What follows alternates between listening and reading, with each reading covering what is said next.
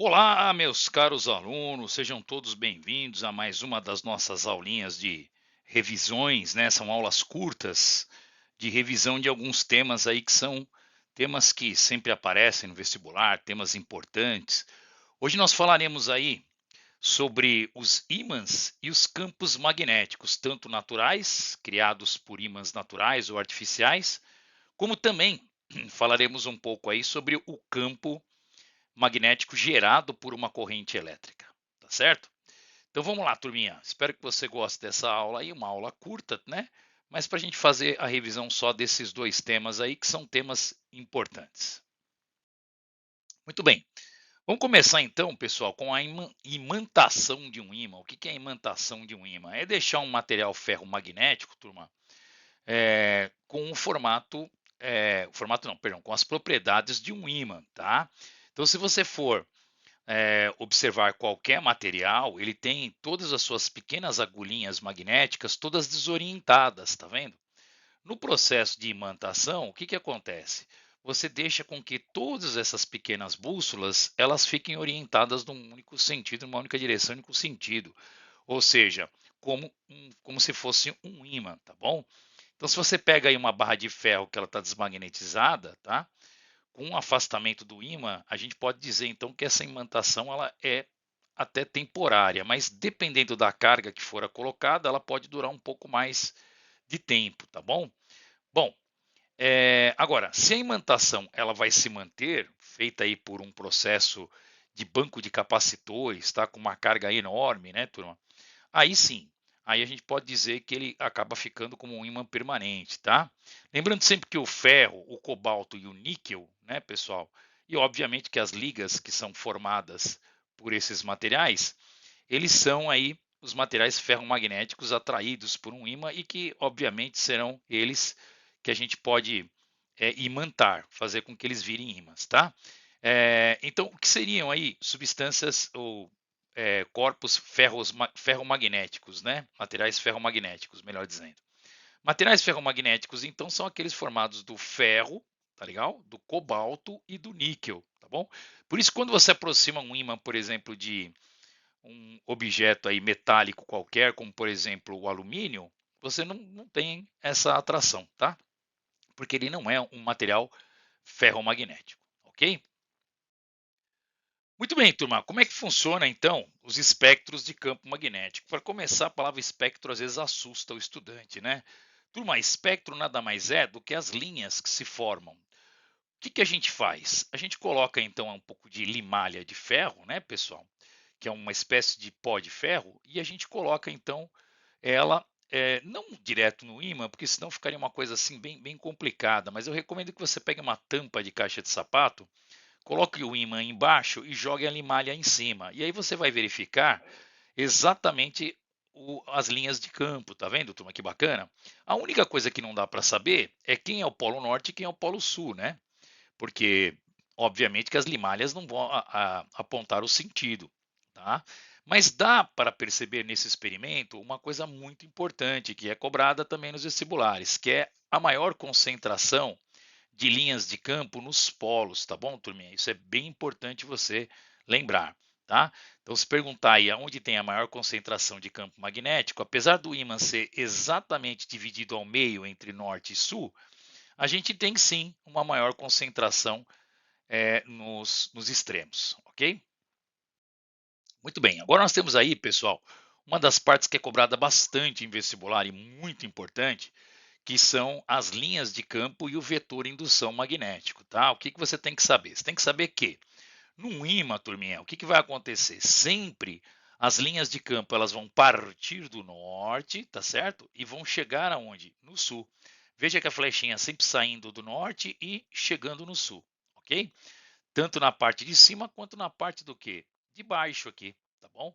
Se a gente for pegar bem no meio, ele tende ao infinito aqui, tá vendo? O norte sempre do quê, Todai? O norte sempre de saída, né? E o sul? O sul sempre de chegada, ok? Então eles partem do norte, né? Pessoal, saem do norte e vão para o sul. Bom, Todai, como é que eu faço para desenhar o vetor de indução magnética? Eu soube que isso também é muito pedido em prova de vestibular. Sim, turma. O vetor de indução magnética você pode desenhar em qualquer lugar das linhas de campo. Basta você colocar um ponto e a partir desse ponto você vai fazer o quê? Você vai traçar um vetor tangente, tá? O que é um vetor tangente, Todai? Um vetor tangente, turma, nada mais é do que um vetor que tangencia a curva, tá bom? É claro que se eu pegar exatamente aqui, ó, paralelo ao ímã, o vetor praticamente fica em cima da linha, porque ele está paralelo.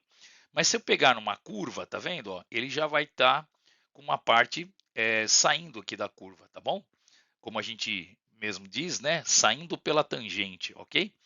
Então, gente, o vetor de indução magnética é muito simples, basta você colocar um ponto em qualquer campo, em qualquer linha de campo magnético e traçar. É importante também você lembrar que este vetor ele tá apontando sempre para o sul, tá, turma? Olha aqui, ó, sempre apontando lá para o sul. Não pode esquecer, porque isso aqui é uma das coisas mais importantes aí, que é a parte do sentido dele, né? O sentido do vetor, tá bom? Então é isso aí. Toma bastante cuidado aí, que isso é uma questão que sempre eles pedem em vestibular. Muito bem, mais uma vez aqui, pessoal, uma linha de campo bem bacana para você olhar, tá? Existe lá no FET Colorado, né, turma? Que é um ótimo simulador, aí a gente sempre recomenda. Existe lá um simulador, tem aqui o endereço, mas você pode procurar simplesmente como FET Colorado Simuladores e você vai achando na parte de física, tá? E dá para você ver essas linhas aqui num simulador que fica bem bacana, tá? Veja como a concentração é bem grande nos extremos, né, turma, ali nas extremidades, né? Gente, vamos lembrar que não tem essa de que o polo norte é só no cantinho e o polo sul só no cantinho. Não, toda essa parte vermelha é o polo norte, toda essa parte cinza aqui, branca, é o sul. Então, turma, o ímã se divide ao meio, metade norte, metade sul, tá bom? Muito bem, nós temos diversos formatos de ímã, turma, vários. Então, por exemplo, para vocês, alguns deles aqui, tá? Tipo U, tipo barra, tipo bolinha, né, pessoal? Existe tipo placa, tem vários formatos, mas todos eles com as linhas partindo do norte e indo para o sul aqui. Acho que não tem nenhum problema aqui. Chamo sua atenção, turma, que a gente dificilmente vai trabalhar na hora do cálculo com essas linhas aqui, ó, tá? Por quê? Porque a gente trabalha com linha de campo uniforme, que são essas linhas de dentro aqui, tá bom, gente? Essa linha de campo aqui de dentro, ó, são as linhas de campo uniforme, que é onde a gente trabalha de uma maneira mais, vamos dizer assim, intensa nos exercícios, tá? Então, de que maneira, Todai? Eles lançam uma carga magnética nesse campo uniforme e pergunta se ocorrerá desvio, se não ocorrerá desvio, qual a trajetória da carga, mas isso vai ficar para uma próxima aula, tá bom? Muito bem, Todai, quantos tipos de ímãs eu tenho? Tenho dois, turma. Eu tenho ímãs naturais e tenho ímãs o quê? Artificiais, tá legal? O ímã natural, ele vem de uma pedra chamada magnetita, tá bom? Descoberta na antiga Grécia aí por Tales de Mileto.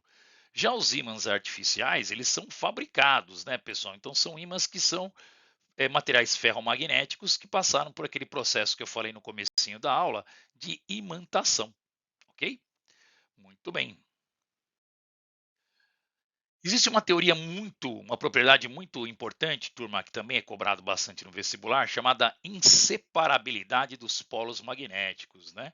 Será que se eu cortar um ímã aqui, eu consigo separar o polo norte do polo sul? Negativo, tá, turma? Assim que você faz o corte, cria-se novamente um polo oposto. Então, ó, o norte se conserva, tá vendo? Ó? O sul se conserva. E aonde ocorreu o corte, né, pessoal? Ó, aonde ocorreu o corte, vai criar justamente o polo oposto. Então, ó, eu cortei ele bem aqui no meio, na região de corte, cria-se então o polo sul. Nesta região de corte, cria-se então o polo norte, tá? E aí, toda aí, se for cortando, turma, não tem como, tá? Você pode chegar a nível microscópico que sempre você vai ter os dois polos. Portanto, é possível separar o polo norte do polo sul de um ímã? Não, não é possível. Como funciona a teoria da atração ou repulsão magnética? É muito simples, turma. Polos magnéticos de mesmo nome, por exemplo, norte e norte, sul e sul, eles vão sempre se repelir, tá? E polos magnéticos de nome diferentes, eles vão sempre ocorrer o quê? Atração. Lembra um pouco, claro, não tinha como falar, a lei de Dufá das cargas elétricas, onde ele dizia que cargas de sinais iguais, elas o que? Se repelem, e cargas de sinais contrários, elas se atraem. Sim, é muito parecido, mas vamos lembrar que o ímã, ele não tem carga positiva e negativa, tá? Ele tem polo norte e polo sul.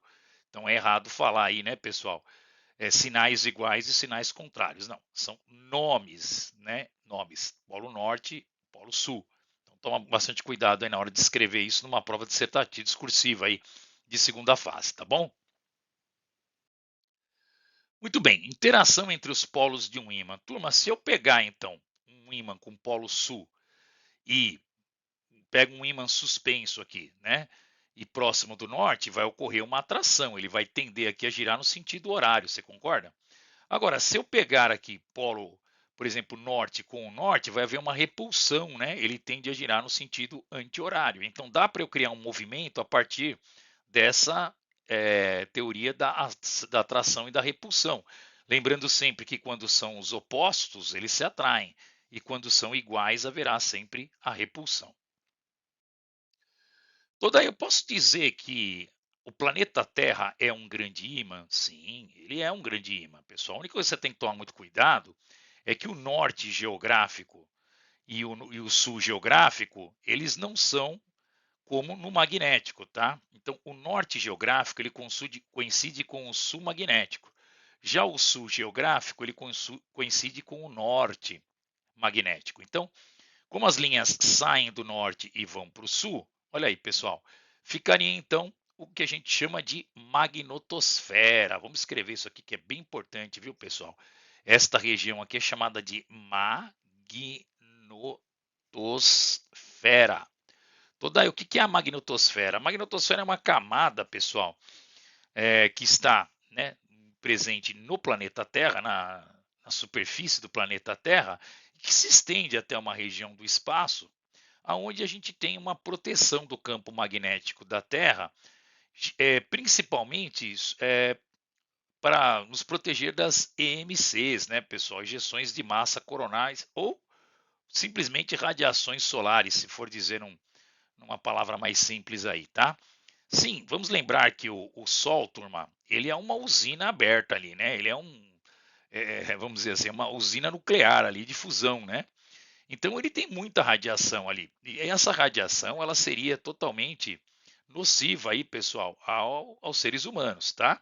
Então, graças ao movimento, né, desse material líquido ferromagnético que está dentro do planeta, né? Da Terra, nós temos aí a criação, então, dessas linhas de campo, que a gente então chama de magnetosfera, que nos protege, então, dessa radiação. Então, a radiação vem do Sol, ela bate e ela volta, tá vendo? Ela deixa entrar a energia, que é o calor, deixa entrar a luz, tá certo, pessoal? Mas os raios nocivos, né, que são aqueles raios que podem prejudicar a saúde das pessoas, eles são repelidos, tá legal? Então, magnetosfera importantíssimo para o planeta Terra. E senão nós vamos acabar virando como Marte, né, pessoal? Que com, com o tempo acabou parando esse movimento desse líquido interno do planeta e ele perdeu a sua magnetosfera. Acredita-se que no passado Marte ele tinha magnetosfera. E aí, Todai, o que aconteceu quando Marte perdeu essas linhas de campo magnético, a sua magnetosfera? Ele ficou vulnerável às ejeções de massa do Sol. Conclusão, pessoal, a radiação solar levou embora o que um planeta tem de mais precioso. E o que é, Todai? É a sua atmosfera, tá? E com isso não tem mais o efeito estufa, então há uma variação muito brusca de temperatura. Ele fica também vulnerável às radiações, né?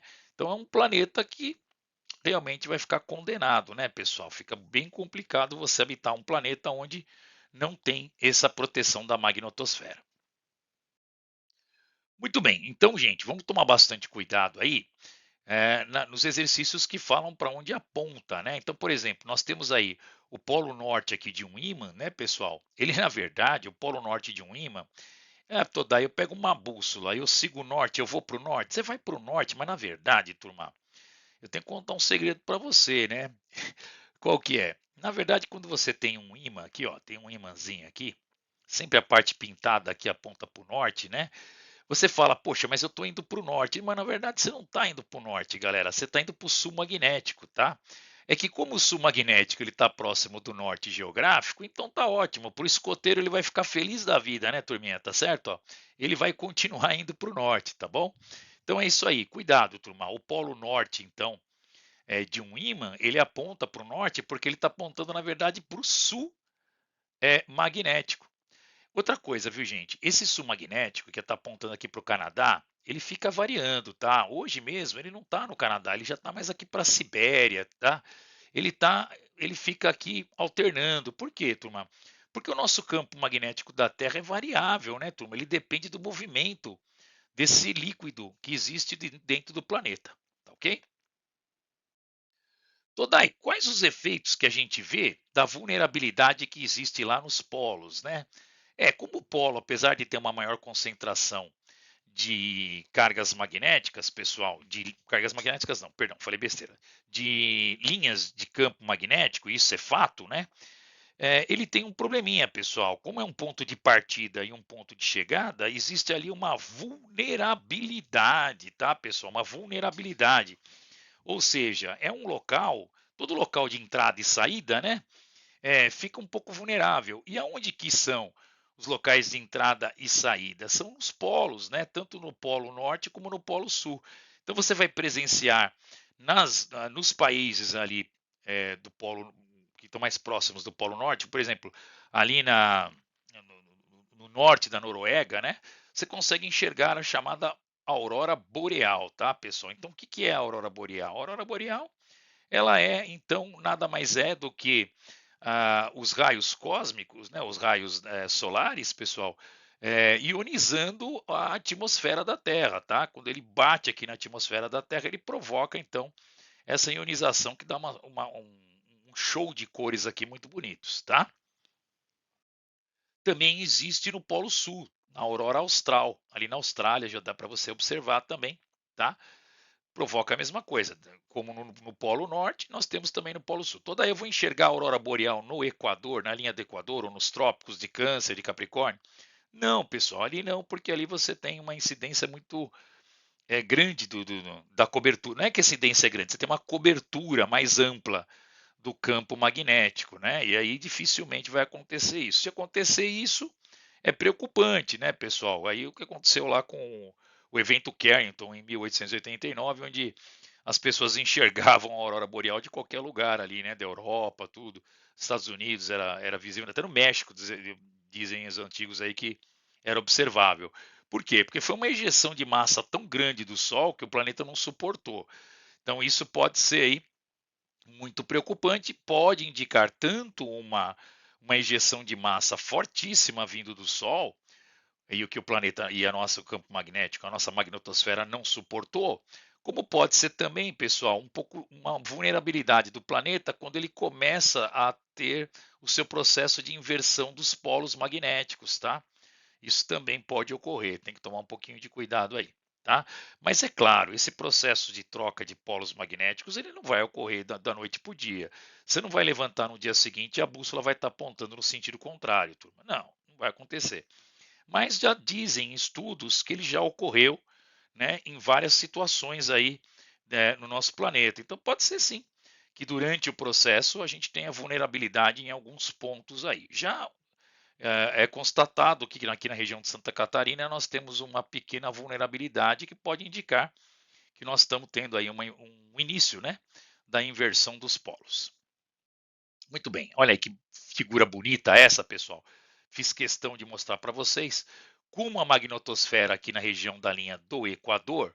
Olha aqui, pessoal, apesar de ela não ter essa quantidade que tem de linha de campo aqui, ó, que sempre a gente sabe que nos polos a quantidade de linhas é maior, mas olha, geometricamente a cobertura aqui é melhor, tá vendo, pessoal? Aqui, como é um ponto de entrada e um ponto de saída, nós temos o quê? Tem uma certa vulnerabilidadezinha aqui, tá bom? Então tem uma regiãozinha em que o raio cósmico ele dá uma surfada nesse polo aqui. Quando ele surfa nesse polo, é o que a gente chama então das auroras, tá bom? Que aí você vê então a presença um pouco desse raio na atmosfera dos polos. Por isso que também, uma curiosidade, rotas de avião são desviadas dos polos, né? Você não pode ter rota de avião nessa região aqui. Por quê? Porque como é uma região bem complicada, pessoal, ela fica vulnerável a alguma radiação solar, pode ter um problema nos equipamentos. Então, todos os aviões aí, você vai ver que a rota deles nunca passa pelos polos, seja o Polo Norte, seja o Polo Sul, tá bom? Mas uma imagem bonita aí, que infelizmente Marte não tem mais, né, turma? Marte não existe mais essas linhas azuis aqui. Como é que é o nome delas mesmo, Todai? Magnetosfera, né, turma? Não tem mais, tá? E aí o planeta fica vulnerável ao ataque das radiações solares, tá bom? Então é muito problema, além de todos os outros problemas que tem a gente habitar Marte, né? Fazer um processo ali de formação do planeta, né? De habitação do planeta, você tem esse problema, né? Teríamos que viver no subterrâneo de Marte ou em grandes domos, né? Domos de proteção, ou algum algum projeto no futuro que consiga reaver esse campo magnético de Marte aí, tá bom? Muito bem, turma, essa nossa aula estava dividida em dois momentos, né? O primeiro momento nós falamos dos ímãs, nós falamos da, das teorias, das propriedades dos ímãs, como a inseparabilidade, a atração e repulsão, falamos como se comportam as linhas de campo, né? Os vetores de indução. E agora, turma, nós vamos falar de um outro tema que é muito importante em vestibular, que é um processo descoberto em 1820 por um professor de ensino médio, meio que de maneira, vamos dizer, é, sem querer, né, pessoal? Uma maneira meio não esperada, né? Onde ele retira, diz a lenda que ele retira uma bússola de um aluno quando estava fazendo um experimento de corrente elétrica simples, e ao colocar esta bússola próximo ao fio que passava a corrente, a bússola sofria uma deflexão, tá? Então, o professor Hans Christian Ørsted, né, pessoal, ele observou então, por esse experimento, que todo fio percorrido por uma corrente elétrica, ele interferia então em uma bússola, tá certo, turma? Então, agora, aquilo que até 1820 era estudado separadamente, ou seja, eletricidade era uma coisa, magnetismo era outra, passa a ser então agora uma ciência só chamada eletromagnetismo, tá? Ele levou essa curiosidade, tá, para Sir Humphrey Davis, né, que era o presidente da Real Academia de Ciências, que por uma coincidência, na época ele estava afastado com alguns problemas de saúde, ele deixa o experimento para o seu pupilo, que nada mais era do que o seu assistente de laboratório, né? Nada mais, nada menos do que Sir Michael Faraday, né, pessoal? E o Faraday, junto com Newman, eles conseguem, né, pessoal, observar que, na verdade, o que o professor Ørsted tinha descoberto era importantíssimo. Eles conseguem constatar que, na verdade, essa perturbação que estava ocorrendo no ímã era provocada por um campo magnético gerado pela corrente, tá? Isso mesmo, turma. Então, a corrente elétrica, ela acaba gerando também um campo magnético. Então, aquilo que até então era só os ímãs que faziam, que era a geração de campo magnético, agora nós temos, então, um outro estudo, né? Que é o campo magnético gerado por um fio que tem uma corrente elétrica aqui. Então, quando ele ligava a chave, ele via que a bússola tinha um desvio. E quando ele desliga a chave, ele via o que, pessoal? Que a bússola voltava para apontar para o norte da Terra, né? Que coisa, né? Uma coisa realmente que ele na época não tinha essa intenção ao fazer o experimento, mas que depois ajudou a gente aí a criar os primeiros motores elétricos, tá? Muito bem, turma. O que é importante, o vestibular cobra bastante, né? Bom, eles cobram aí a tal da regra da mão direita, né, pessoal? A regra da mão direita ela é bem tranquila. Você vai ter aí o polegar apontando para o sentido da corrente elétrica e os outros quatro dedos eles vão ter o quê? Eles vão te dar o sentido que tem as linhas de indução, porque a direção a gente sabe que ela é sempre o quê? Perpendicular, tá, pessoal? Então a direção, eu vou até colocar aqui para vocês, ó, a direção do campo magnético, ela é sempre o que, pessoal? Perpendicular, ela é 90 graus, tá vendo? Que ela está aqui com um ângulo de 90 graus. Agora o sentido é dado então pela regra da mão direita, tá? Tanto faz você colocar o polegar na corrente e os quatro dedos enlaçando, ou você pode colocar também os quatro dedos para cima e o polegar virando. Isso vai depender do exercício, porque o importante é que você observe que um está 90 graus com o outro. Você não pode fazer pegar a mão esquerda, porque se você pegar a mão esquerda, esse sentido vai ser o contrário, tá, turma? Então aqui, corrente, por exemplo, subindo, nós vamos ter o sentido o quê? Anti-horário. Agora, se a corrente estivesse descendo, nós teremos o sentido horário. Importante, pessoal, a ponta dos 4 dedos que vão dar o sentido das linhas de indução aqui, eles apontam o quê? O norte, tá? Eles estão apontando aqui para o norte, que na verdade vai apontar, vai procurar sempre um sul, né? Tá bom? Então ele seria o norte da nossa bússola aqui. Muito bem, Todai, como que eu calculo? Porque um vetor ele é caracterizado por três grandezas, né? Nós temos aí o módulo, a direção e o sentido. Direção 90 graus, sentido, né? Ele vai dar pela regra do que? Da mão direita. E o módulo, Todai, o módulo, turma, que é o valor numérico, ele vai depender aonde que essa corrente está circulando, tá? Se a corrente estiver circulando por um fio condutor, um fio retilíneo, você vai usar o que? O Mi, que é a permeabilidade do meio. Fica tranquilo, porque o Mi a gente vai usar na maioria das vezes o Mi zero e ele vai ser dado. É o velho e bom 4π10 elevado a menos 7 Tesla metro por ampere, tá bom? E o I? O I é a corrente, né, turma? Você concorda? É uma corrente, por exemplo, uma corrente de 5 ampere, uma corrente de 10 ampere, tá? E aqui nós temos justamente, pessoal, o arco da circunferência, né? Tá? Que é o 2πr, que é o perímetro, né? O perímetro da circunferência, onde naturalmente o R representa o quê? O R representa o raio, tá bom? Observem que o R está no andar de baixo, né? Está no denominador, significa que quanto maior o raio, menor o campo. Então, à medida em que você se afasta do condutor, turma, o que vai acontecer com o campo? Ele fica mais fraco, tá? Já a corrente, ela está no andar de cima, ela está no numerador. Porque se eu pegar essa corrente de 5 ampere e passar para 10 ampere, o que vai acontecer com o campo? Ele vai dobrar também, tá bom? Quanto ao Mi0 e o 2π, eles são constantes, tá bom? Nunca vão mudar, tá legal? Então, lei de Biot-Savart, né, pessoal, que é uma espécie de resumo da lei de Ampère, tá bom? Ela vai nos dar aí o cálculo do módulo do vetor campo magnético, né, turma? Esse vetorzinho aqui, campo magnético, é o módulo dele, o valor numérico, e que vai ser calculado em que unidade, Todai? O Tesla, tá bom, pessoal? Isso mesmo, é o Tesla do Nikola Tesla, né? Tá bom? Então, campo magnético em Tesla. Então, μ0 é a permeabilidade do meio, é uma constante que você não precisa se preocupar que o vestibular vai fornecer. O I é a corrente elétrica, o 2π é constante e o R é o raio, é a distância que eu estou do condutor, tá bom? Tá aí, né, pessoal? Aqui eu coloco uma figurinha da regra da mão direita que fica bem melhor para você visualizar, né, pessoal? Tá bom?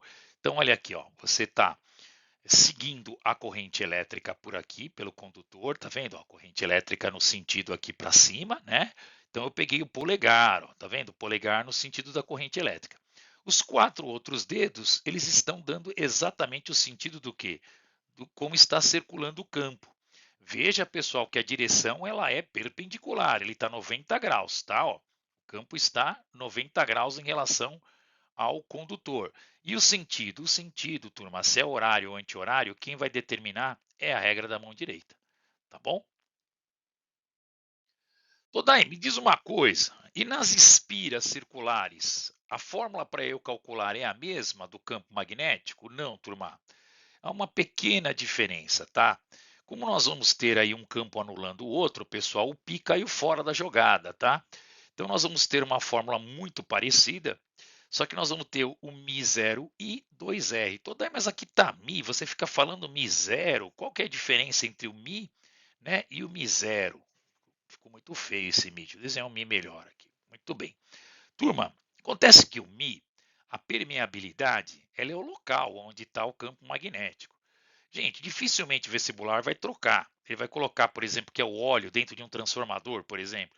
Porque se ele te der um outro Mi, que não seja o do vácuo, ele vai ter que te fornecer do mesmo jeito. Então, para ele é melhor já trabalhar com aquele famoso Mi zero, né? Que é o velho e bom 4π 10 elevado a menos 7 Tesla metro por ampere. Tá? Então fique tranquilo que mesmo para uma espira circular, o μ0 continua o mesmo, tá? Então a permeabilidade, a gente vai usar o μ0. O I é a corrente que passa pela espira, tá? E o raio é o raio da espira. O que é o raio da espira, Todai? É essa distânciazinha aqui, tá bom? Eu vou usar também a regrinha da mão direita. Eu coloquei duas mãozinhas direitas aqui para você ver direitinho, né, pessoal? Então, a polegar apontando para o sentido da corrente, os 4 dedos enlaçando, mostrando que o campo por aqui, ó, ele entra e ele sai por fora aqui, tá bom? Facinho de entender. Só toma cuidado, então, turminha, com essa nova fórmula aqui. Na expira, nós vamos ter o quê? μ0 e 2R. Caiu o π do fio retilíneo. Todai, quais são os tipos de bobina que nós temos? Turma, nós temos duas, tá? Nós vamos ter uma bobina onde não tem espaçamento, que são as bobinas bem juntinhas, tá vendo? Esse tipo de bobina, turma, ela produz um campo magnético mais intenso na parte externa, tá? Ela é calculada da seguinte maneira, é a mesma fórmula, turma, é a mesma fórmula da espira, tá? μ0i 2r, igualzinho. Só que como uma bobina nada mais é do que um conjunto de espiras, você vai multiplicar por n, pessoal. Por isso que essa fórmula aqui tem um n, tá vendo? Onde n, naturalmente, significa o número de voltas. Então é como se você estivesse calculando para uma única espira e multiplicando pelo número de voltas que ele tem. Por exemplo, vamos supor que essa bobina aqui ela tenha 1000 voltas, pessoal. 1000 voltas, por exemplo, né? Então eu calculo aqui o μ0 e 2R e multiplico por 1000, tá bom? Muito simples. E nós temos uma outra bobina também muito famosa, pessoal, que é quando eu quero ter o campo magnético gerado mais intenso, né? Na parte interna dela. É o chamado solenoide. Que nome, hein, Todai? Solenoides, que nome esquisito, né, Todai? Muito bem, pessoal. Os solenoides, eles são também como uma bobina, só que eles têm espaço, tá vendo? Ó? Outra coisa que é muito importante no solenoide é a relação entre o número de voltas e o comprimento dele. Porque você concorda que em um determinado comprimento aqui, ó, tem aqui um comprimento L do solenoide, eu posso ter aqui uma, duas, três, quatro voltas, mas eu posso ter 5 voltas, eu posso ter 6 voltas, eu posso ter 2 voltas se eu esticar bem. Então, essa relação entre o número de voltas pelo comprimento é muito importante no solenoide. Quanto ao μ0 e o I não muda, né? É o mesmo. Permeabilidade, corrente elétrica, isso você já está acostumado, né? Tá bom? Então toma um pouquinho de cuidado, pessoal, que o solenoide ele já tem aí a preocupação da relação entre o número de voltas, mas ele tem também o comprimento, que na bobina não tinha, tá? Então a parte do comprimento do solenoide, que é o L, vou até pôr aqui para você, ó. O L significa o comprimento, né, do solenoide. Esse comprimento do solenoide aí é muito importante porque vai fazer justamente aí, pessoal, toda a diferença na geração do campo dele aí. Tá? Não é só o comprimento, mas é o comprimento em relação ao quê? Ao número de voltas, tá?